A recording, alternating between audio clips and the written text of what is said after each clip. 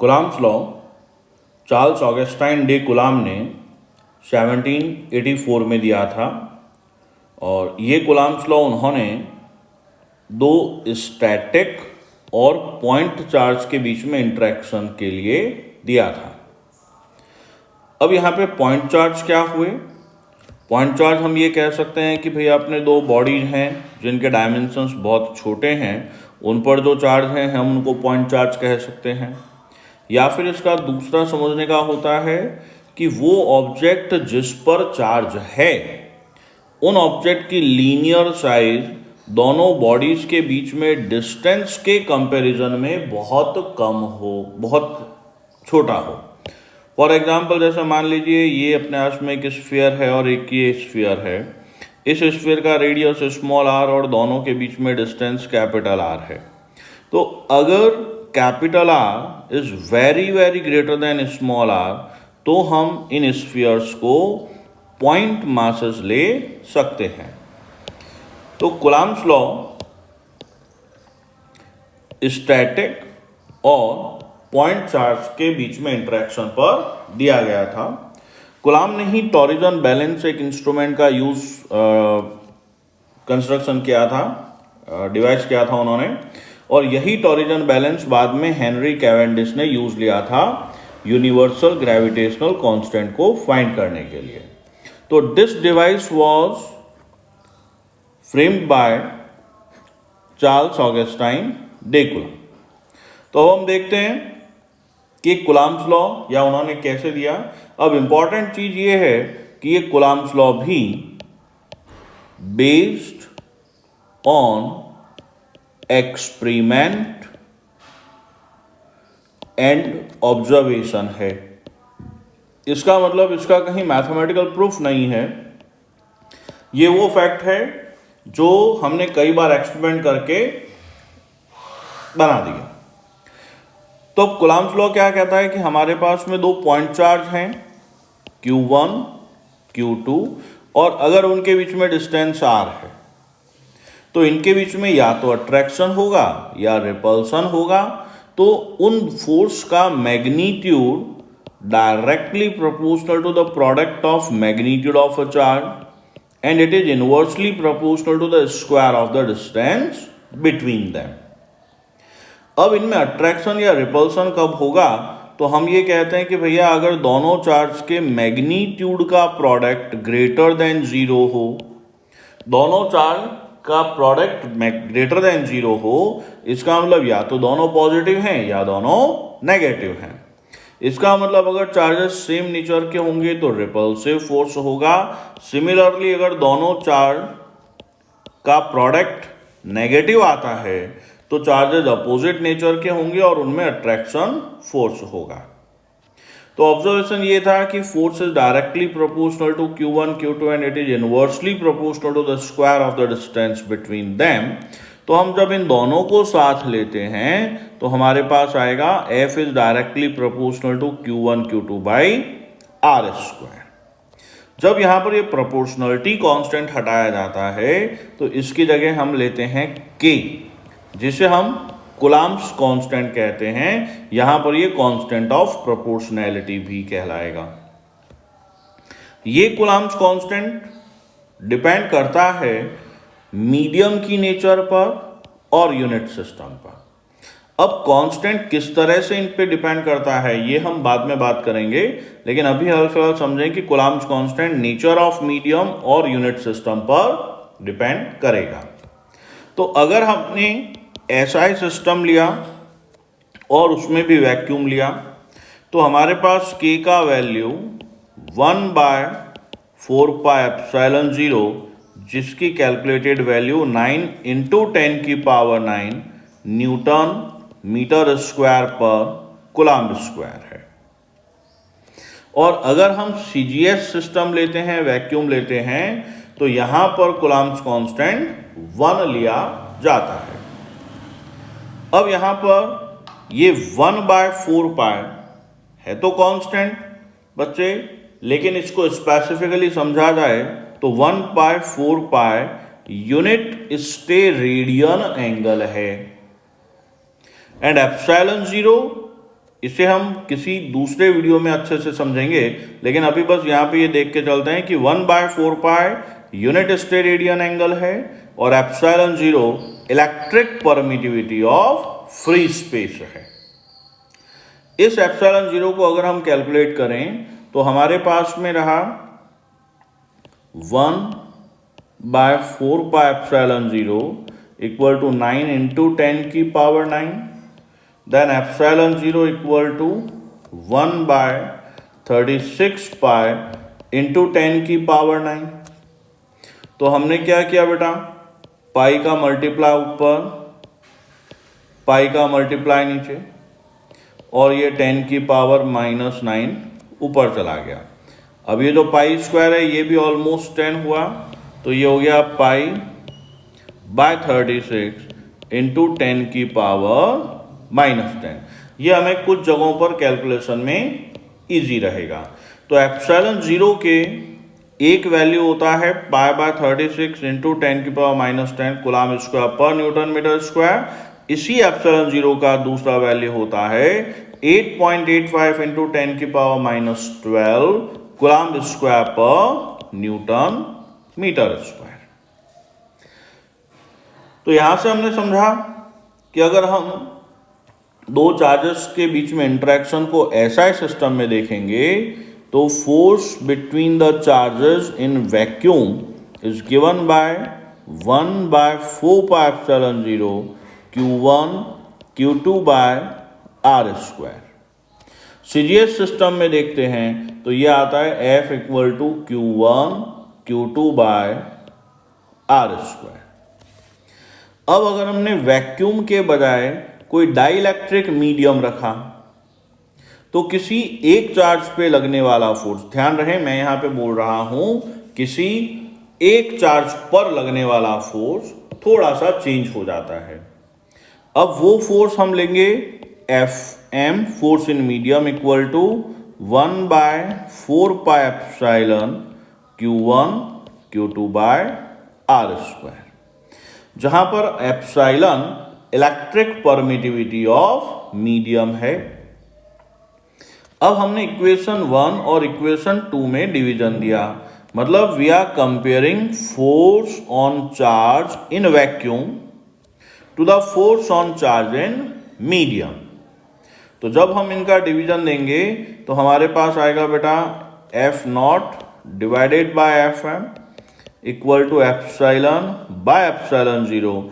इस epsilon by epsilon 0 को अब एप्सिलॉन R कहते हैं, जहां पर ये एप्सिलॉन R डाइइलेक्ट्रिक कांस्टेंट हुआ। इसे हम रिलेटिव इलेक्ट्रिक परमिटिविटी भी कहते हैं और ये स्पेसिफिक इंडक्टिव कैपेसिटी भी कहलाता है। अब चूंकि ये एक ही तरह की दो क्वांटिटीज का रेशियो है इसलिए ये यूनिटलेस और डायमेंशनलेस है। तो इसका मतलब हुआ कि किसी चार्ज पर मीडियम में फोर्स, वैक्यूम में फोर्स या एयर में force divided by epsilon R हुआ। अब डाइइलेक्ट्रिक कांस्टेंट किसी भी मीडियम के लिए एक से बड़ा और इनफाइनाइट से छोटा होता है। इसका मतलब force on charge in medium is always less than force of charge in vacuum और इन एयर। पानी के लिए एप्सिलॉन R का वैल्यू 81 होता है।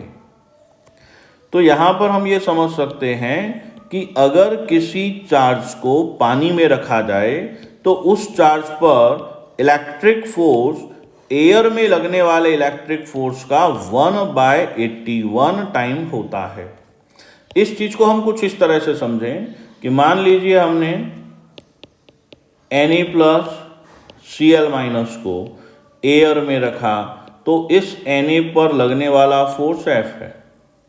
जब यही Na+ और Cl- पानी में रखा जाएगा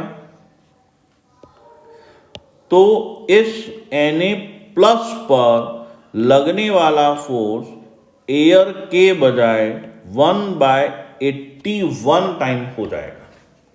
इसका मतलब इन दोनों आयंस के बीच में पानी आते ही किसी एक आयन पे लगने वाला फोर्स काफी कम हो गया, हेंस इनके अट्रैक्शन को तोड़ा जाना आसान है अगर पानी है। तो इसीलिए कोई भी आयनिक कंपाउंड जब पानी के अंदर रखा जाता है तो उनके बीच का फोर्स कम हो जाता है, इसलिए वो धीरे धीरे पानी में डिसॉल्व हो जाते हैं। This is the reason why water behave as universal solvent for ionic compound। अब दोनों चार्ज के बीच में लगने वाला फोर्स हमेशा, ध्यान रहे, हमेशा उनके लाइन जॉइनिंग के अलोंग ही लगता है। फॉर एग्जाम्पल मान लीजिए एक चार्ज ये रहा, दूसरा चार्ज ये रहा, ये है Q1 Q2, दोनों पॉजिटिव मान लेते हैं। तो यहां पर Q1 पर Q2 की वजह से रिपल्सन लगेगा, जो इधर हो गया F12। Q2 पर Q1 की वजह से रिपल्सन लगेगा, ये हो गया F21। अगर हमने इसमें से किसी एक को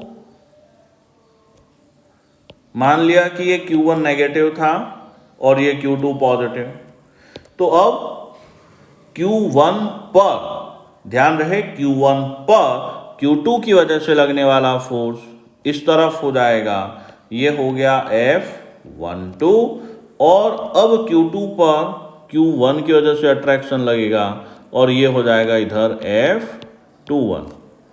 तो दोनों ही सिचुएशन में हमने देखा कि चार्जेस पर लगने वाला फोर्स उनके लाइन जॉइनिंग के अलोंग ही होता है।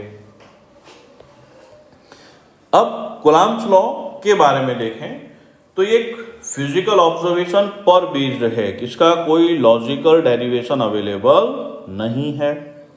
हमने 11th क्लास में ग्रेविटेशन पढ़ा था, F = G m1m2/r², जो हमारे यहाँ पे कूलम्ब्स लॉ से काफी मैच करता है, K Q1 Q2/r²।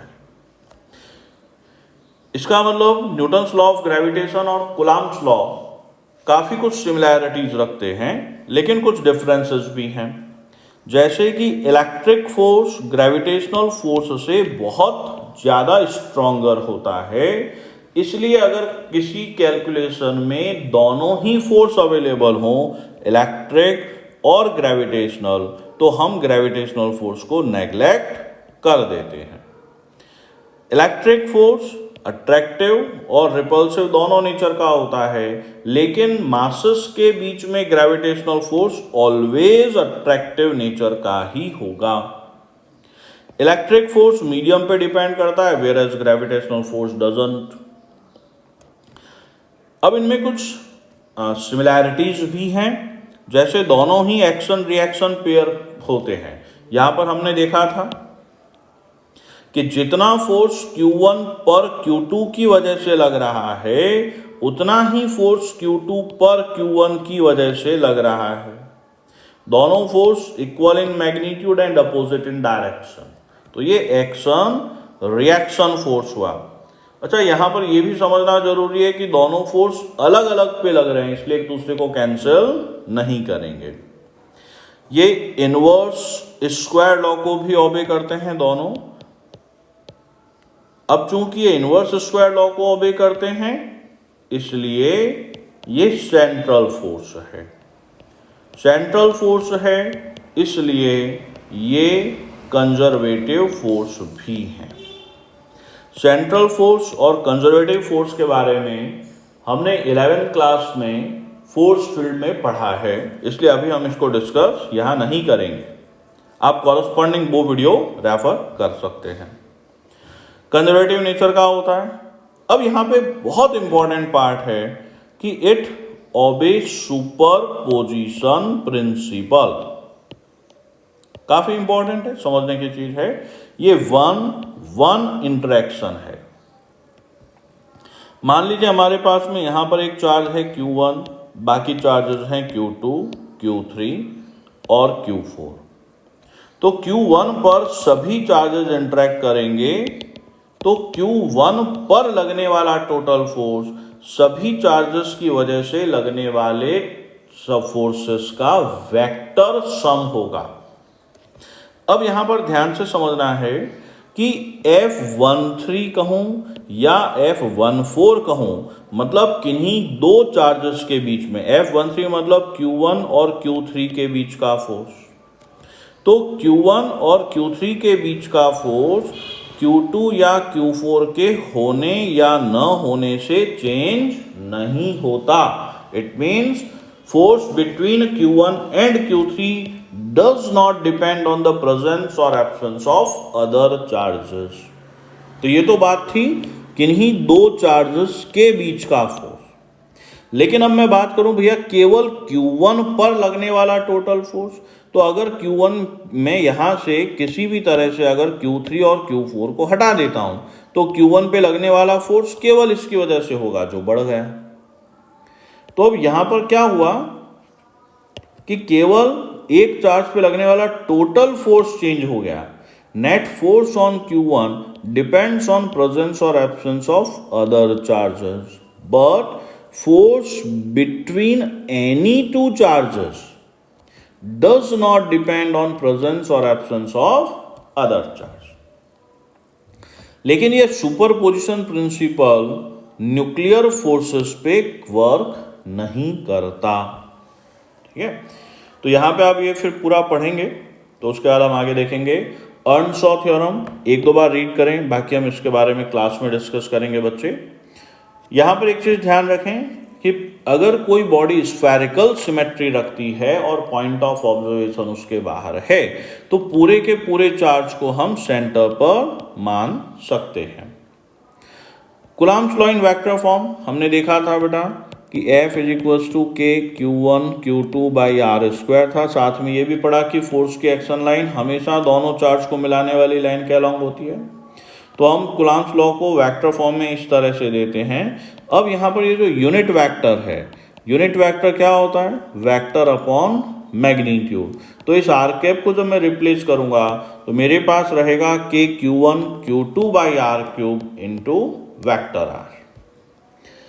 अब हम कूलम्ब्स लॉ के काफ़ी सारे न्यूमेरिकल्स देखेंगे जिससे कॉन्सेप्ट क्लियर हो, लेकिन न्यूमेरिकल्स के लिए हम अलग प्लेलिस्ट रखेंगे। इस वाली प्लेलिस्ट में हम केवल थ्योरी को आगे बढ़ाएंगे।